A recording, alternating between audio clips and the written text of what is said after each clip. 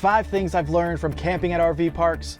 Olivia and I have been full-time RVing for 5 years. We love free camping out in nature, but we also stay at RV parks, and there are some pretty important lessons that we've learned along the way from those experiences. Today, that's what we're sharing with you, so stay tuned.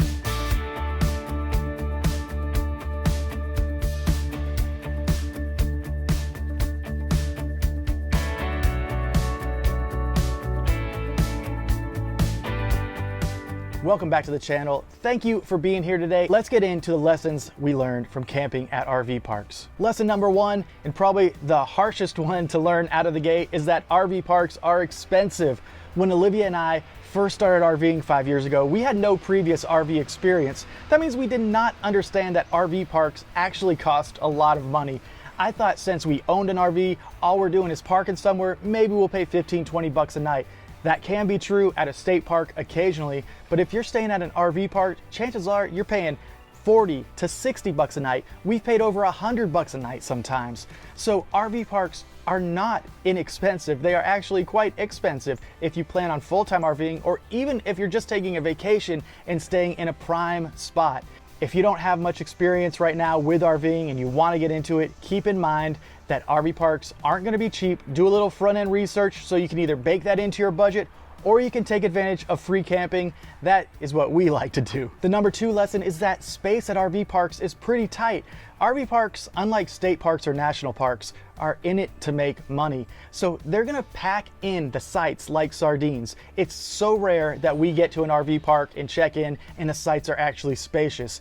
Even though you might have a paved pad, you might have full hookups, that doesn't mean your neighbor's gonna be 40 feet away. Your neighbor could quite possibly be 6 feet away. If you have slides out, they could be 2 feet away. The spots are packed in pretty tight. You're not gonna get a lot of privacy at an RV park, but you will get the amenities you need to have full hookups. The number 3 lesson that we learned from camping at an RV park, and one of the harshest, we made a few videos about this lately, is that we're not always welcome. We're under 55, our RV is over 10 years old, we have a dog. All of these things are reasons why RV parks will potentially deny us and not want us to camp in their park. And even some parks are Airstream exclusive or motorhome exclusive, meaning no other types of RVs can enter. So just because an RV park is in business, that doesn't mean you're welcome. The number 4 lesson we learned is that RV park Wi-Fi is notoriously bad. We've stayed at a handful of RV parks, possibly 5 or less over that 5-year span, that had actual usable Wi-Fi. Other than that, we've stayed at 50 plus RV parks that have had amazingly awful Wi-Fi, even though they advertise that they have free Wi-Fi. Free Wi-Fi doesn't mean good Wi-Fi. In our travels, that's why we invested in an RV cell booster. These cell boosters boost our cell signal for our cell phone or a cellular hotspot if we have it. That means we can be in control of our own cellular destiny and we don't have to rely on RV park Wi-Fi. I highly encourage you to get an RV cell booster if connectivity is important to you, because that is our lifeline to staying connected, because RV park Wi-Fi is not cutting it for us. And the number 5 lesson that we learned from RV parks is that some RV parks are worth every single cent. We stayed at a few RV parks. One of them is Flying Flags out in California. Another one is the French Quarter RV Resort. Both of those have rates that can get up to $100+. And honestly, we've enjoyed paying for some of those rates. In the instance of Flying Flags in California, they have so many amenities, multiple resort style pools, they have cabanas, they have beautiful facilities hosting outdoor movie night, outdoor fire pits, restaurants on site, a wine offering on site. That's worth every penny to us. For the French Quarter RV Park in New Orleans, we could walk to Bourbon Street, saving potentially 20 bucks a day on either getting a cab into town or paying for parking.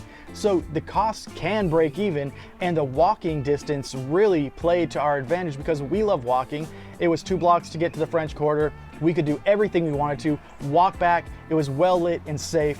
And that is when the price is really worth it to us. So just because RV parks are expensive, it doesn't mean that some of them aren't worth it. But heed my warning, idea that an RV park calls himself a resort doesn't mean a thing. You're gonna have to do your own research. There is no guideline of what the definition of resort is when it comes to RV parks.